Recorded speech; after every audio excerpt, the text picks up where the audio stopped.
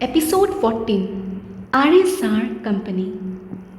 ईशानी, चलो ना कुछ खा के आते हैं। ईशानी जो बड़ी ही मगन से अपना काम कर रही थी, वह अपना सर के उठा काव्या से बोली, लंच ब्रेक हो गया क्या?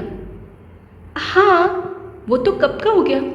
काव्या की बात सुन ईशानी छत से खड़ी होकर बोली, क्या? मतलब हमारे पास बहुत कम टाइम बाकी है। ईशानी की बात सुन काव्या अपनी आंखें सिकोड़ कर बोली, तुमने आज का नोटिस नहीं पढ़ा क्या? नोटिस नहीं तो? काव्या की बात सुन ईशानी बोली। ईशानी की बात सुन काव्या ईशानी का हाथ पकड़ उसे नोटिस बोर्ड के सामने ला। नोटिस बोर्ड की तरफ इशारा करते हुए बोली, पढ़ो। ईशानी नोटिस बोर्ड में लिखे हुए लेटर्स को पढ़ उसकी आंखें फैल जाती हैं। उस नोटिस बोर्ड में एक नोटिस चिपका हुआ था जिसमें लिखा था, new rule, lunch break has been extended from 15 minutes to 1 hour. आखिरी शब्द पढ़ते ही ईशानी की आंखों में चमक सी आ जाती है।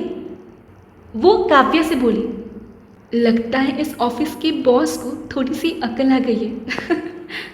उसकी बात सुन काव्या भी हंस देती है। साइड। अचानक से इतनी कड़क आवाज़ सुन ईशानी पीछे मुड़ती है और सामने सीमा को देख वो 2 कदम पीछे हटकर बोली, सॉरी मैम। मिस सीमा एक नज़र ईशानी को देखती है। अगली बार बीच रास्ते में खड़ी मत होना। सीमा रॉय की तीखी आवाज़ सुन ईशानी जल्दी से बोली, सॉरी मैम। इतना बोल वो आगे बढ़ जाती है। इधर काव्या जो ये सब देख रही थी वो भी ईशानी के पीछे पीछे बढ़ जाती है। तभी मिस सीमा की नज़र नीचे पड़े एक ब्रेसलेट पर जाती है जो ठीक वहीं पड़ा था जहां ईशानी खड़ी थी।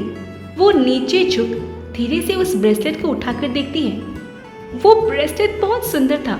उसमें छोटे छोटे वाइट मोती लगे हुए थे और बीच में एक बड़ा सा ओम लिखा हुआ था। वो कुछ पल उस ब्रेसलेट को देखती है, फिर उस तरफ देखती है जहां से ईशानी गई थी।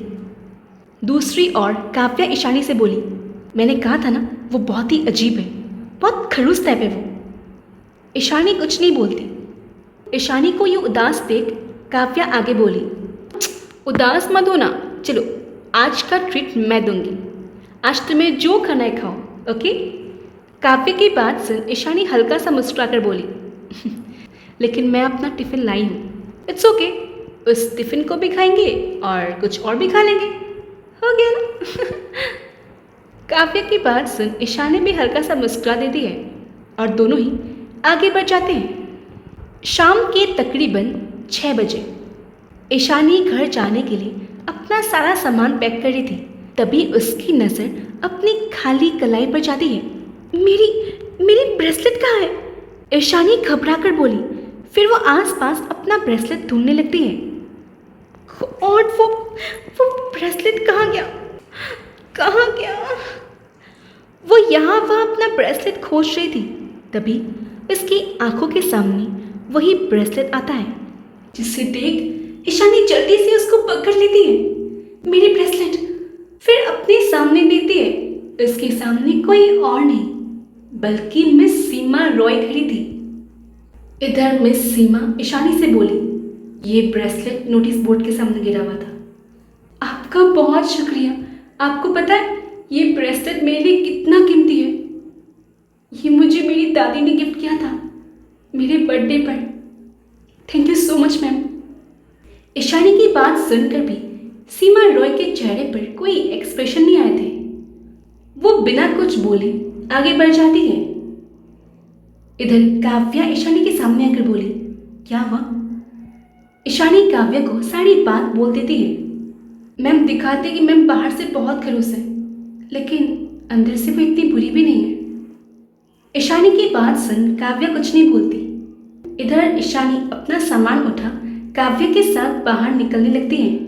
इधर जा रही सीमा रॉय पीछे मुड़कर ईशानी को देखती है, वो भी बड़ी इंटेंसली।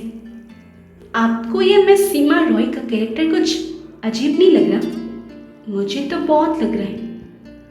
हाँ, अब ये तो सीमा रॉय ही जाने कि वो करना क्या चाहती है।